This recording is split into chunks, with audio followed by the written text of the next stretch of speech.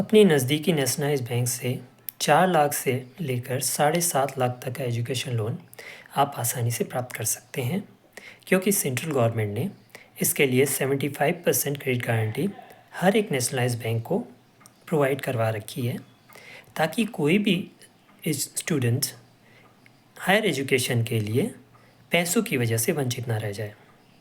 अब क्या होता है, कई बार आपके पेरेंट्स की इनकम कम होती है या ना के बराबर होती है, तो आप जब किसी बैंक में जाते हैं तो बैंक मैनेजर आपको एजुकेशन लोन के लिए सीधे ही मना कर देता है कि हम आपको ये एजुकेशन लोन प्रोवाइड नहीं करवा सकते।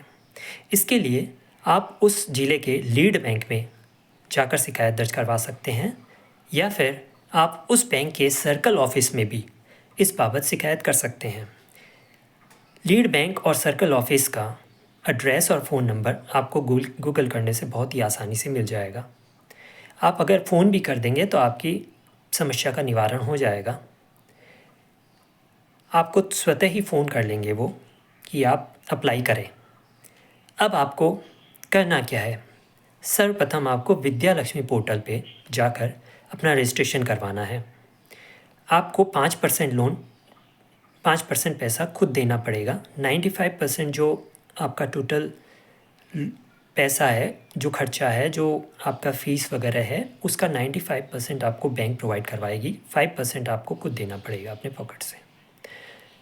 अब आपको जो विद्या लक्ष्मी पोर्टल पे आपने रजिस्ट्रेशन करवाया है, उसका एक एप्लीकेशन फॉर्म जो बनेगा, उसका आपको प्रिंट आउट ले लेना है डाउनलोड करके। उस प्रिंट आउट में आपका सिग्नेचर रहेगा और आपके पेरेंट का सिग्नेचर रहेगा। उसको आपको अपने पास रखना है, वो डॉक्यूमेंट बैंक में लगेगा। इसके अलावा अगर आपके पेरेंट की इनकम कम है, यानी 4.5 लाख से कम है सालाना, तो आपके दोनों पेरेंट, जो आपके फादर और मदर हैं, दोनों का डॉक्यूमेंट्स लगेगा। डॉक्यूमेंट्स में क्या होगा, उनका KYC होता है, जो कि आधार, पैन कार्ड और वोटर ID कार्ड होता है।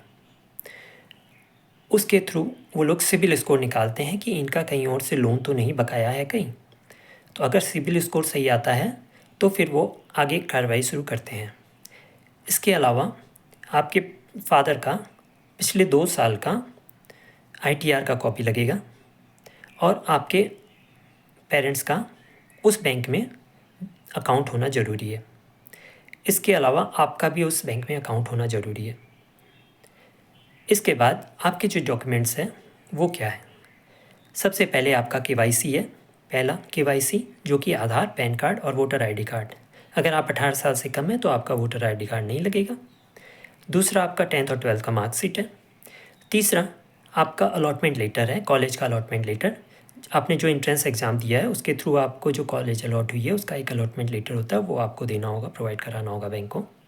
चौथा आपको एडमिशन लेटर देना होगा। उस कॉलेज का एडमिशन लेटर कॉलेज वाले लिख के देते हैं, वो आपको वहाँ पे देना, जमा करवाना होगा। पांचवा वो कॉलेज का प्रॉस्पेक्टस, जिसमें फ़ी स्ट्रक्चर वगैरह दिया रहता है, करेंट प्रॉस्पेक्टस चाहिए। छठा आपको उस कॉलेज से फ़ी स्ट्रक्चर का पूरा डिटेल लिखवा के लाना होगा विथ स्टाम्प। छठा आपको उस कॉलेज का पिछले 3 साल का प्लेसमेंट डेटा आपको लिखवा के लाना होगा कि इनका प्लेसमेंट कैसा रहा पिछले 3 साल का। फिर सातवां आपको एक एफिडेविट बना के देना होगा। 100 रुपये के स्टाम्प पेपर में आपको एफिडेविट बना के देना होगा कि मैंने किसी और बैंक से इस लोन के लिए अप्लाई नहीं किया। इसके बाद आपका जिस एंट्रेंस एग्ज़ाम के थ्रू आपको ये एडमिशन मिला है, उसका एक स्कोर कार्ड होता है, वो स्कोर कार्ड आपको वहाँ पे सबमिट करवाना होगा। ये सारे डॉक्यूमेंट्स आपको सबमिट करवाने होंगे। इतने डॉक्यूमेंट्स अगर आपके पास हैं तो आपको बैंक लोन लेने में कोई प्रकार की दिक्कत नहीं आएगी। आपका और आपके पेरेंट्स का सिबिल स्कोर वो लोग चेक करेंगे। अगर वो सही है, कहीं और से आपने लोन नहीं ले रखा है, तो आपको बड़ी ही आसानी से ये लोन, एजुकेशन लोन प्राप्त हो जाता है। धन्यवाद।